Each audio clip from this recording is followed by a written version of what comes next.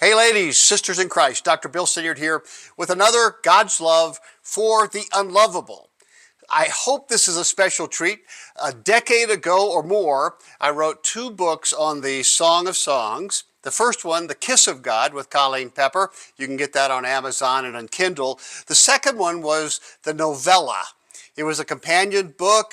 It included the interpretive translation that I've done, but it's also a creative screenplay-like version of the poems.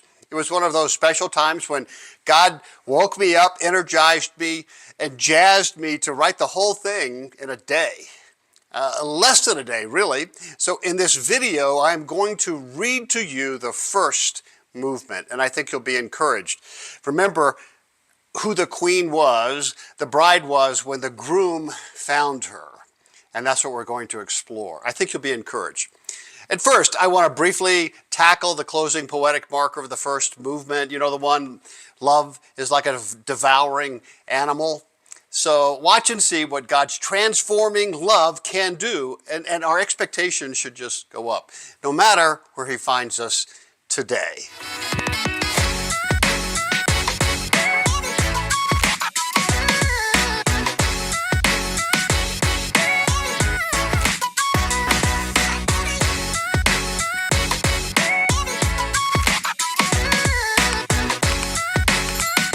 So hey, amazing love, how can it be? Daughters of Jerusalem, this love is a dangerous, devouring animal, not to be taken lightly. Settle for no counterfeit, no substitute to this love. Don't mess with it unless it so desires. You know, that's not exactly a Hallmark card, but there's something exciting about that. I mean, we know love is going to be, it's going to be effectual. It's not going to leave us the way we are, right? So what does the poetry mean?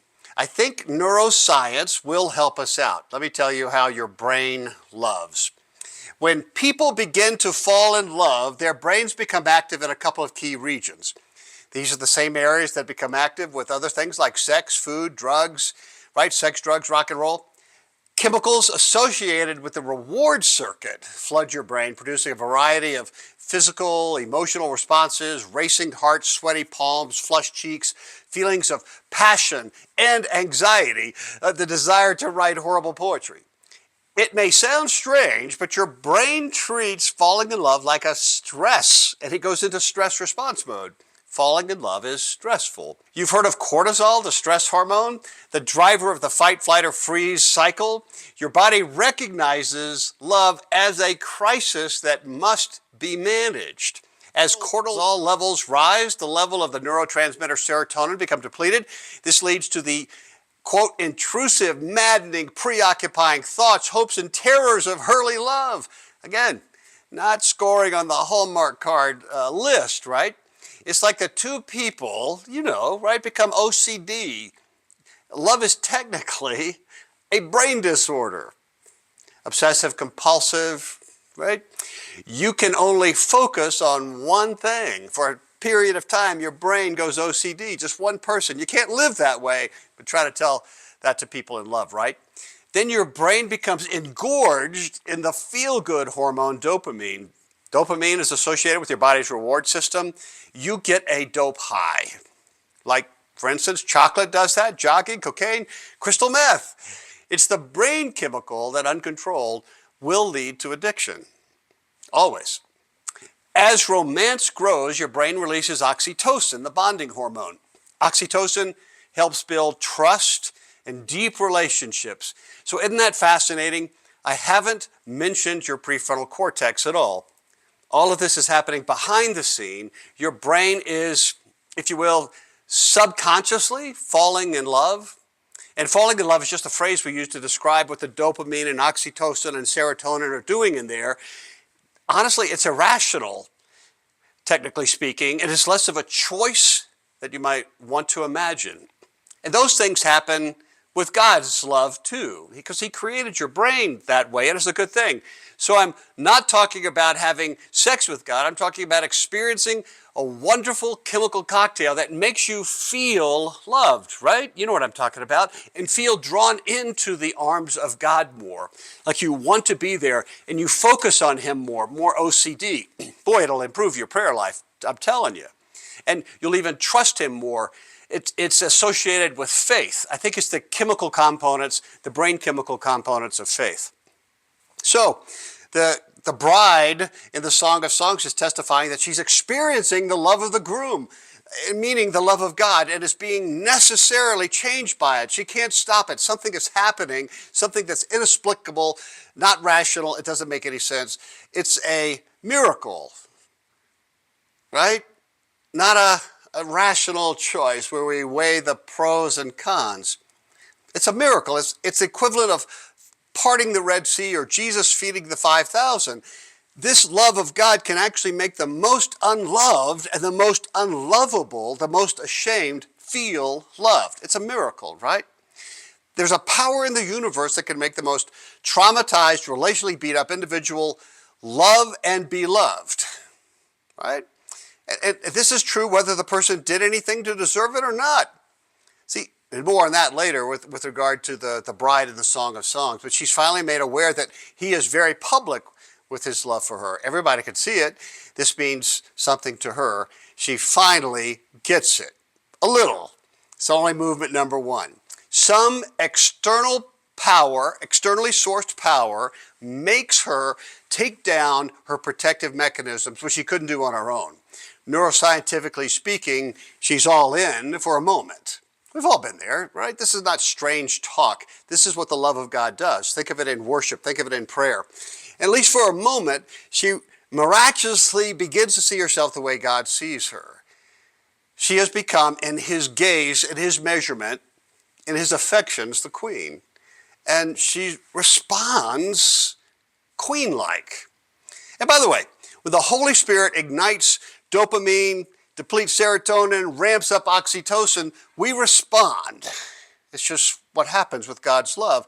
And the first thing you do, the response that you do, theologically, I've just defined worship. And worship in spirit and truth. All right, now we're ready to look at the novella, movement number one. And just sit back, enjoy, just let it wash over you. Identify with the queen where you can. Remember the love of God that has come upon you in the past and try to put that into categories. Just enjoy. This is my gift to you. Oh, please, let him kiss me and keep on kissing me with his lips. It was hard to make any sense of her heart's silent cry. These past few weeks had been a blur. There was the chance meeting, the very brief courtship, the unbelievable wedding, and it all happened far too quickly. All she knew at this moment was that this was very wrong. She was in an emotional turmoil. On the one hand, she just knew that she didn't belong here. On the other hand, she also deeply and insatiably wanted more. Her pulse was racing, her eyes were wide open, her feelings were in sharp contrast to the man lying next to her, fast asleep, fully satisfied, fully at peace. What in the world was she doing here? Her head was swimming and beginning to ache. The cool night air helped, but could not stem the growing tide of insecurity. The reclined couple was immersed in the heavy, intoxicating aromas of the magnificent gardens that surrounded them. The gardens of Solomon were renowned worldwide for their magnificence and beauty. Though the moon was out, she could still only make out the dark shadows of the trees and shrubs that protected their intimacy. She could smell the new almond blossoms, the sweet wafting aroma that was only a further aphrodisiac for lovers. The royal couple lay entwined on a magnificent blanket, hand-woven from the finest of wool and fabric, inlaid with pastoral scenes, hand-sewn in gold and silver by the finest artisans in the realm. The scenes came to life in the glimmering moonlight that blanketed the couple. How can this be real, she thought. The great king was the man lying beside her, his impressive face ever so close to hers. This was the king of Israel. She hesitantly ventured to gaze at his face for a moment. She knew that she wouldn't dare look at a king for so long if his eyes were open. He was a man of immense glory. She had learned at a young age that you couldn't look into the eyes of royalty. One of her position must divert her eyes and bow to the ground when the king or any royalty passed by. He was magnificently handsome, masculine and confident, she thought. He seemed to incarnate what she imagined shalom meant. Oh, and how handsome. Oh, how perfect. He could have any maiden he ever wanted. What was she doing here? She could clearly see why the maidens of the land dreamed of being with him, much less of even being noticed by him. His love was more intoxicating than any wine she had ever known. His presence was regal and magnificent. He naturally filled a room with his presence, just as his carefully crafted anointing oils permeated all nooks and crannies. He was a man of substance and social weight. He was not to be overlooked, ever. His very name was Shalom. And on the other hand, she was easy to overlook. And yet, here she was, his bride. Can this be, is this real? Her heart was desperately dancing between yearning desires and debilitating fear. It was ready to explode, to expose her silent desire. Take me again, my king lover. Let's be intimate once more. Let me taste your love again. Let me experience that joy again, that full delight. Hurry, I want to drink your love so deeply that I am drunk from it. But then her old companions, fear and insecurity, broke into the queen's thoughts. What am I thinking? Don't go there. Don't set yourself up for another fall, this one from such a great height. Wake up! You're not at all worthy of him. He is the righteous king. He rightly deserves a righteous woman. Oh, my king, it is the truly righteous who love you. So who did I think I was to think such outlandish thoughts? I mean, I have promising, and some would say even pleasant features. I'm not homely at all, but I am not at all of royal stock. I come from common people, the working class. All of the women at court can see it clearly. My sun-darkened skin betrays that I'm a worker in the fields of the king, not a pampered princess raised in the shaded courts and eating at the king's table. My cracked skin is black and wild like the tents of desert raiders, like the dark temple curtains. As she lay there silently, a painful reality check set in.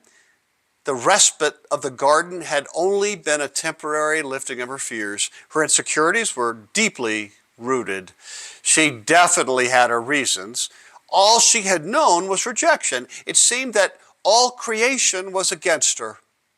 She remembered her first days at court. She could sense the jealousy and resentment from the other women at the court. They were not subtle, not at all. Oh, how she hated the downward stares from the haughty, self-righteous eyes. They burned her just like the sun, just like her brothers. This was all she had known. She was way out of her league, and she knew it. It was a question of value. In Israel, women had little social worth and autonomy, and this was particularly true for young teenage girls like her. Her family was not upper class, not on the royal A-list. They weren't even landowners. They were just vine dressers by trade, one of the many vine dressers of the king's many vineyards. When her father died, she became a functional ward of her brothers. It didn't matter if she was a girl or not. The family had a covenantal responsibility to service the king's land. It didn't matter, ultimately, that she did not want to be a vineyard keeper. It didn't matter how working the fields roughened her hands. It didn't even matter how the exposure to the sun scarred her and stripped her of any femininity. It didn't matter the ungentlemanly treatment that she received from the other vine dressers, all vulgar men who would cheat on their wives in a second. This was her lot in life. This would be her children's lot and their children's. She was a blue-collar servant from a long line of servants to the king's household. That was not the worst of it. What little residual value was afforded to a young woman in her world, she had long ago traded away. What she learned about love was at the hands of the other workers in the vineyards. It was in their hands that she had foolishly given away her own vineyard. She had sold her social worth for an evening of passion and promises and betrayal. What a foolish girl. In Israel, what little worth a woman had was measured by her marriageability, which in turn was measured almost exclusively by her virginity. Dowries were for virgin brides. Righteous men, decent men, sought righteous brides. Women who had known a man were social pariahs. There would be no dowry, only further shame to the family name. No righteous man in Israel would risk losing his own social standing by entering into such a scandalous relationship. At least, so it would appear, with the possible exception of this king. Oh, don't get your hopes up. If things appear too good to be true, well, there is only a narrow line between human fear and its many poisonous fruits, which surface at the drop of a hat. As she silently gazed at the reclined figure of Shalom, her fears erupted into deep, burning anger. Doesn't he see? Doesn't he get it that I do not belong here? I'm not worthy of this crown, this bed, this embrace. What does he want from me? I'm not a queen. She could keep silent no longer. Her lips betrayed her and began to puke out her secret vulgar thoughts.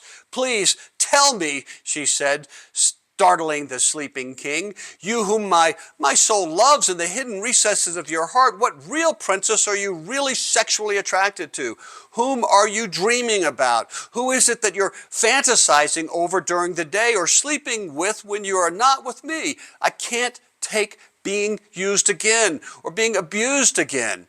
This crown on my head means nothing. I don't feel like a queen right now. I feel like a cheap prostitute, tragically chasing after shepherds at the midday rest. I feel dirty. I sleep with you in the dark, but come morning, I may be cast out at a whim. What was I thinking? I must be a laughingstock. Your friends must be getting a real kick out of this. I bet that they're laughing at me right now. Well, the great lover king was unruffled, but not unmoved. As he majestically leaned forward, his broad shoulders began to eclipse the partial moon that was sinking in the sky.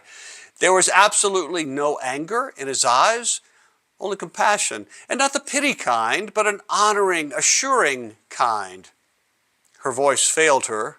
Her world stopped. Oh, most beautiful of all the women in the court, if you need to be reassured, if you're still afraid that in some deep, dark recess of my heart I'm really lusting after someone else, then look again. Look thoroughly. My heart is an open book to you. There is nothing clandestine going on. Come and see. It's as clear as sheep tracks in a muddy field. Just follow them. There is nothing hidden from you. Come and see again that my love is for you alone. And hear me again, my queen, you are worthy of the position of royalty. When I consider you, I see a glorious, magnificent, gilded, thoroughbred mare, rightly identified with the greatest of kings. You are worthy to be displayed publicly, honored by all who honor the king. All of the queen's jewelry most naturally adorns your face. It would look awkward on any other face. I will bring you more jewels so that there could be no doubt about who you are. His words became movement. He appropriately drew near his queen, gently caressed her. His lips pressed hers, her lips fully captured by his love. She was wonderfully and fully swept into the king's resurrecting embrace. Oh, my heart, moaned the queen's inner voice. See how the king surrounds you. Yes, he's drawn near. He is intimately surrounding me, embracing me, caressing me. My heart swells, it pounds, it aches in response. My temperature rises, igniting my fragrant aroma. It is erotically entwining with his aroma. He is as close to me as my perfume pouch that hangs between my breasts. I am entranced by his scent. Choice, intoxicating smells ravishing me, capturing me in the moment. Her thoughts rambled. This is unbelievable, unimaginable. Am I being used? To what end? The king could have any woman, and there are many willing. Why would he risk so much to pursue me? There are so many who are more feminine, more elegant, more suitable for the great king. I belong in the stained cots of the drunks in the vineyard, getting love wherever I can. As if the king could read the woman's thoughts, he passionately uttered the most wonderful of words. Hanak, Yafa, Rayati, Hanak, Yafa.